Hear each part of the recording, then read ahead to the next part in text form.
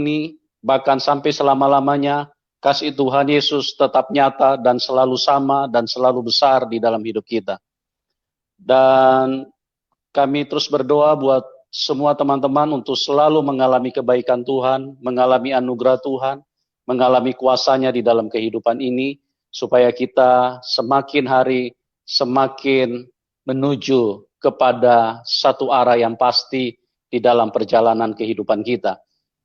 Bapak Ibu, pada malam hari ini kami menghadirkan seorang narasumber dengan kesaksian juga yang berbeda dengan narasumber-narasumber yang lain, tetapi intinya tetap sama, di mana menceritakan betapa besar kasih Tuhan yang terjadi di dalam kehidupan daripada Bapak Tomo.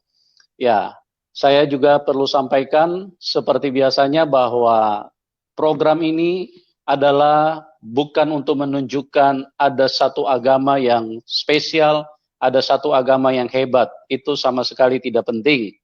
Yang penting adalah kasih Tuhan bisa menyentuh siapapun kita yang menyaksikan acara ini, siapapun kita yang mendengarkan apa yang disaksikan pada malam hari ini. Oke, kita akan segera sambut Bapak Tomo untuk memberikan kesaksian bagi kita semua. Selamat malam Pak Tomo. Selamat malam Pak Yusuf. Iya, Salam. bagaimana kabarnya Pak? Kabar hari ini baik Pak, bersama dengan Tuhan. Ya, haleluya, puji Tuhan. Haleluya.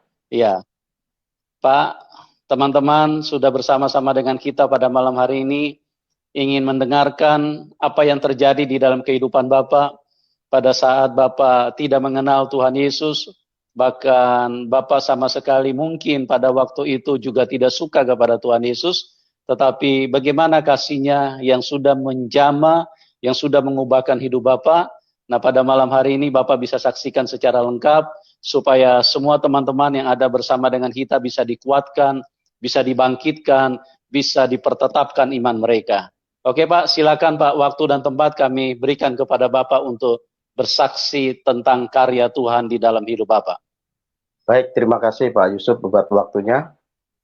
Salam Bapak Ibu semuanya dimanapun saat ini Anda berada yang sedang bersama dengan kami di dalam channel Bapak Yusuf Manubulu pada malam hari ini.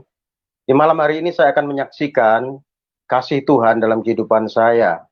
Jadi saya lahir dari latar belakang keluarga Muslim. Jadi tidak ada satupun dari keluarga saya, dari nenek moyang saya, yang percaya Yesus sebagai Tuhan dan Juru Selamat. Dan saya akan menceritakan dari awal, dari sejak saya lahir Bapak Ibu. Jadi orang tua saya pertama itu orang tua saya menikah tahun 1970.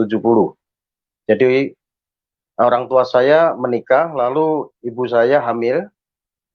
Dan ini yang anehnya, hamil itu pada umumnya yang normal kan 9 bulan lebih ya lahir. Ini mama saya, ini menurut cerita orang tua saya, hamil itu bisa sampai 15 sampai hampir 16 bulan.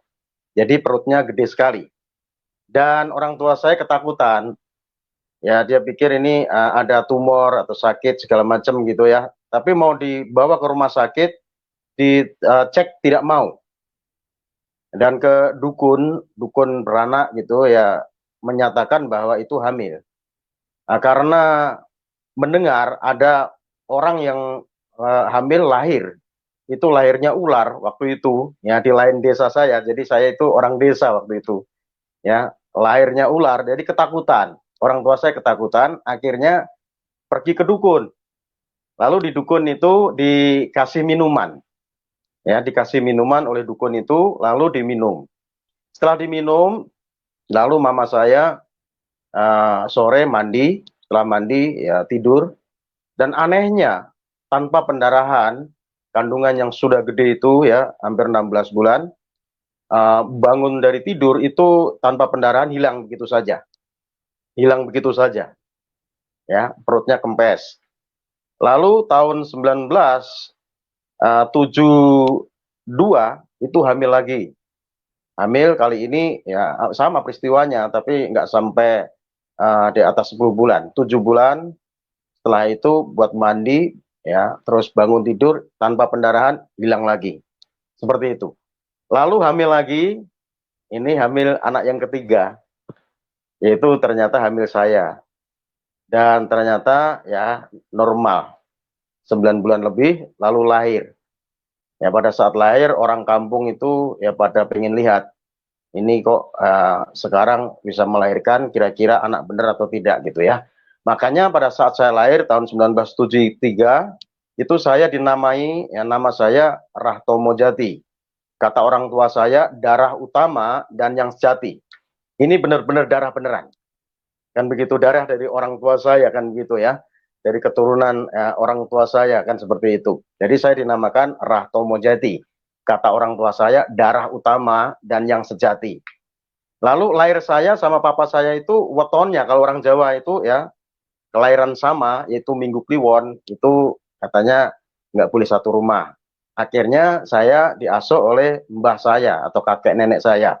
Saya diserahkan dari sejak saya lahir diasuh oleh kakek nenek saya, dan itu juga Muslim.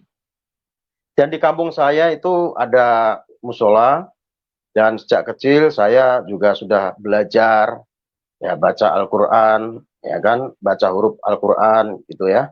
Lalu saya juga sudah menjalankan sholat ya, 5 waktu, bahkan sholat Jumatan juga, seperti itu Bapak Ibu. Jadi suatu kali pada saat saya ya masih anak-anak, waktu itu kelas 5 SD, mau naik kelas 6, itu kakek saya atau mbah saya laki-laki itu sakit. Dirawat di rumah sakit Yakum, ya, Panti Rahayu ya, Yakum, Yayasan Kristen untuk Umum. Dan di rumah sakit itu saya melihat gambar, itu Tuhannya orang Kristen. Ya, saya melihat ada gambar Tuhannya orang Kristen. Sehingga membuat ya saya bertanya-tanya nih. Saya berpikir, hati saya bertanya-tanya. Itu kan manusia. Kenapa orang Kristen sembah sebagai Tuhan? Nah, itu pikiran saya. Dan di rumah sakit itu, ya saya menunggu di rumah sakit itu beberapa hari, ya setiap pulang sekolah saya datang gitu ya, diajak menunggu ya, kakek saya yang sakit itu. Dan di rumah sakit itu di meja ada Alkitab kecil. Ya, Alkitab kecil itu Perjanjian Baru. Di situ ada Mazmur, ya ada Amsal, lalu ada Matius sampai Wahyu. Saya coba baca-baca. Saya baca-baca, ya saya pikir, saya renungkan, ternyata orang Kristen mengajarkan sesuatu yang baik. Itu dalam pikiran saya. Lalu setelah dirawat beberapa hari di rumah sakit, itu kakek saya meninggal. Meninggal lalu dikubur.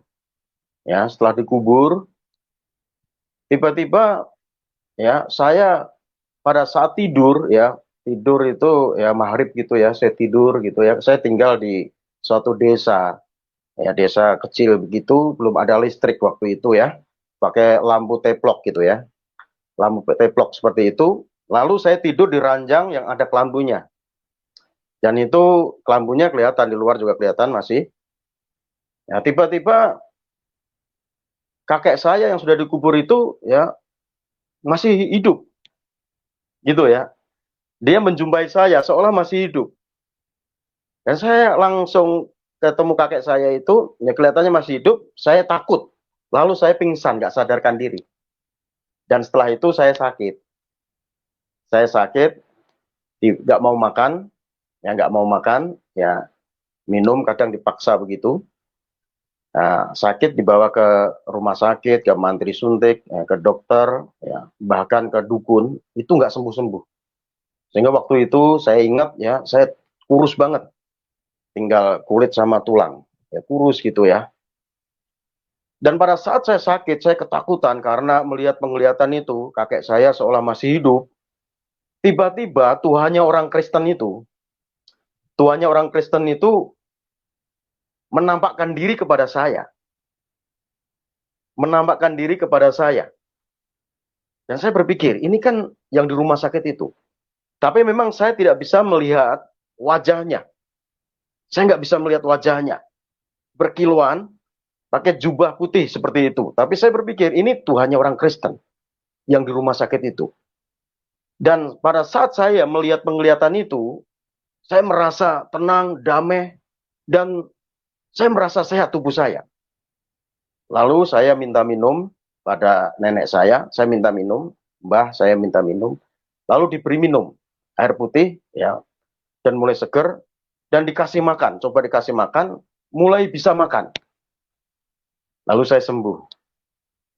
Karena saya sembuh ketemu Tuhannya orang Kristen, saya mau belajar, mau mengenal ya Yesus itu lebih lagi. Saya minta pindah ke SD Kristen. Itu mau naik itu, udah naik kelas 6. Saya minta pindah ke SD Kristen. Lalu saya ngomong sama mbah saya, nenek saya mau pindah ke SD Kristen. Lalu nenek saya katakan, kenapa kamu mau pindah ke SD Kristen? Kamu mau jadi orang kafir.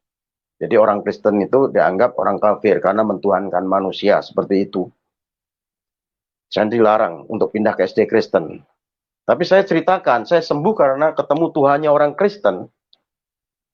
Akhirnya diizinkan. Saya pindah ke SD Kristen.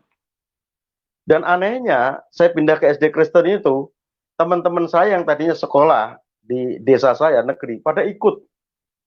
Pada ikut. Tapi bukan berarti jadi Kristen. Ya kan? Pada ikut. Tapi di SD Kristen itu, ada pelajaran agama Kristen. Semua ikut. Entah itu dari Muslim, ya ikut semua. Karena SD Kristen kan begitu ya. Seperti itu. Dan banyak teman saya yang sekolah di SD Kristen ya masih Muslim juga. Dan kita yang menghormati ya kepercayaan teman-teman saya. Dan saya menghormati semua, setiap saudara semua yang malam hari ini ya mengikuti kesaksian saya pada malam hari ini. Dan itu kepercayaan kita masing-masing. Dan setelah saya lulus SD, saya sekolah SMP negeri. Di SMP negeri itu ada pelajaran agama Kristen. Ada pelajaran agama Kristen. Jadi setiap Jumat itu ya yang Muslim itu pulang duluan karena Jumatan. Lalu ada yang tertinggal ya murid-murid yang Kristen. Ada pelajaran pendidikan agama Kristen. Dan saya pengen ikut, pengen tahu tentang kekristenan. Tapi bukan berarti saya Kristen, karena keluarga saya masih Muslim. Kan gitu ya. Nah, saya ikut pelajaran agama Kristen, saya duduk di kelas itu. Dan saya pengen tahu tentang kekristenan. Dan mulai tahu. Tapi bukan berarti saya setelah berjumpa Yesus, disembuhkan Yesus, lalu saya ya menerima Yesus sebagai Tuhan dan Juru Selamat saya. Tidak. Saya belum terima Yesus waktu itu. Saya hanya disembuhkan. Tapi saya pengen mengenal lebih lagi siapa itu Yesus. Seperti itu. Jadi Yesus sudah sembuhkan saya, tapi saya nggak langsung terima Yesus. Lalu setelah lulus SMP, SMA. SMA pas SMA Kristen. Jadi SMA Kristen. Dan di SMA itu saya kos. Ya, saya ngekos. SMP pun waktu itu sudah kos karena jalan dari desa ke tempat saya sekolah itu jauh dan rusak sekali jalanannya. Saya dikosin di sana. SMP sudah kos. SMA juga kos. Dan di SMA itu Bapak Ibu, saya kos itu ya satu kosan, satu rumah itu 9 orang laki-laki semua. Ya, laki-laki semua ya, campur ya, ada di SMA negeri, SMA Kristen gitu ya, pada kos di situ. Dan disitulah karena pergaulan saya, maka mempengaruhi kehidupan saya juga. Dan di tempat itu, di tempat kos, saya dikasih ya untuk biaya makan di tempat kos itu oleh orang tua saya, untuk biaya sekolah, itu sudah dikasih itu setiap bulan ya, untuk bayar kos sudah dikasih. Tapi uang itu bukan saya buat untuk membayar sekolah, nah, tapi untuk main kartu. Jadi judi, saudara. Judi. Jadi karena pergaulan, jadi pulang sekolah bukan belajar, tapi mereka saya tantang semua. Yuk kita kumpul, kita judi gitu ya, pakai remi itu ya. Nah waktu itu seperti itu. Akhirnya naik kelas 3 SMA, saya nggak bisa bayar uang sekolah. Karena uang buat judi terus. Makan, kadang ya, ngebon di warung. Dan dari situ saya berpikir, gimana nih bisa dikeluarkan dari sekolah. Akhirnya saya kumpul dengan ya, orang-orang yang tidak benar, saudara. Jadi kita melakukan kejahatan. Jadi SMA itu sudah melakukan curanmor. untuk apa? Untuk mencukupi kebutuhan saya karena uang itu sudah dihabiskan untuk bayar sekolah segala macam. Bahkan SMA itu kadang sudah bolos, kita ke Jakarta, kumpul dengan teman-teman yang tidak benar. Setelah keluar dari SMA itu, ya saya merantau ke Jakarta. Merantau ke Jakarta malah lebih jahat lagi, saudara. Kumpul dengan teman-teman yang kerjanya ya merampok, yang kerjanya curanmor, ya nyuri mobil dan sebagainya. Dan saya ikut, saudara. Saya ikut. Tapi anehnya itu di daerah Bintaro, Jurangmangu. Ya itu satu rumah dikontrak untuk komplotan seperti itu.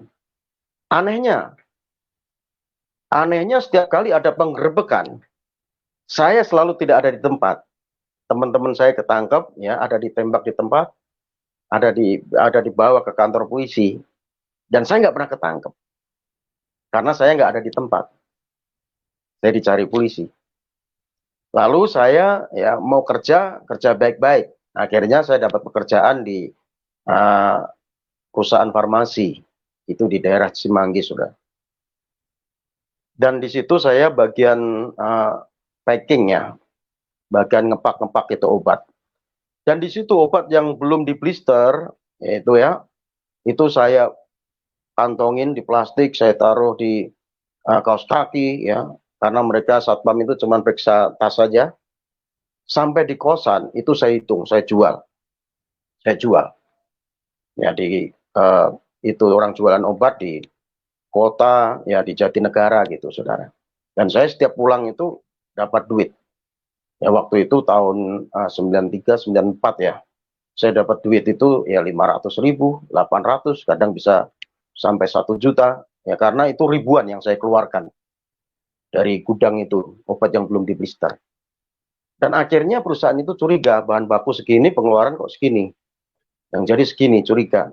Akhirnya mulai diperiksa itu loker, ternyata ya memang di sana ada obat-obat itu yang kita taruh dulu di sana. Ternyata bukan hanya saya, teman yang lain juga seperti itu. Akhirnya ya perusahaan ngambil tindakan. Dia panggil polisi untuk menangkap orang-orang yang melakukan seperti itu. Dan anehnya lagi, pada saat ada penggerebekan, saya tidak ada di tempat. Jadi saya tidak ada di tempat. Saya lolos lagi. Akhirnya saya ngabur di Tangerang, tempat teman SMA saya dulu. Dan saya minta untuk dicarikan kerjaan. Dan akhirnya ya saya mendapat kerjaan di sana, di perusahaan. Dan saya ngekos. Dan pada saat di Tangerang itu saya ngekos, di samping kosan saya, itu ada orang Kristen yang pakai gitar, dia menyanyi. Dia menyanyi lagu Aku Mengasihi Engkau Yesus. Itu teman saya namanya Tukino waktu itu, orang Jawa. Ya, yang nyanyi itu orang Kristen itu Tukino. Dia nyanyi Aku Mengasihi Engkau Yesus, ya. Saya waktu itu masih ya ketakutan ya, takut dicari polisi dan sebagainya begitu. Lalu tetangga kos samping kosan saya ini dia nyanyi lagu itu, saya samperin. Lalu saya tanya, oh Kristen ya mas? Oh iya saya Kristen. Kenapa mas? Agamanya Kristen juga ya? Karena tanya begitu, saya spontan ngaku juga. Oh iya saya Kristen. Padahal waktu itu saya masih Islam, ya kan? KTP-nya Muslim. Tapi saya ngaku Kristen. Oh iya saya Kristen. Kenapa mas? Kalau ke gereja kemana? Dia tanya begitu. Saya nggak pernah ke gereja itu. Lalu dia tanya, mau nggak besok ke gereja sama saya? Oh iya boleh, mau. Akhirnya saya diajak ke gereja minggu itu. Ya saya pikir gereja kan bangunan permanen, gereja seperti itu ya. Ternyata itu di restoran Istana Nelayan di Jatiuwung itu, saudaraku. Jadi di restoran Istana Nelayan, hotel itu. Saya pikir kan gereja kok, hotel ya, restoran. Ternyata itu dipakai untuk tempat ibadah. Ya saya ikut saja. Dan pada saat masuk ke gedung itu, ya itu orang sudah banyak. Puji-pujian sudah diperdengarkan. Dan nyanyiannya, yang anehnya, itu lagu yang sama, Aku Mengasihi Engkau Yesus. Dan pada saat saya mendengar lagu itu, saya bisa mengeluarkan air mata dan menangis. Saya bisa menangis. Lalu saya menyadari akan dosa saya, apalagi pas Waktunya khotbah pendeta, dia khotbah tentang pertobatan. Dan ingat saya pendeta itu khotbah tentang pertobatan, lalu ada altar call, ditantang ke depan, yang mau didoakan. Saya ikut ke depan, ditumpang tangan, didoakan. Dan saya keluar air mata terus, saya menangis terus, menyadari kesalahan saya, dosa yang pernah saya lakukan.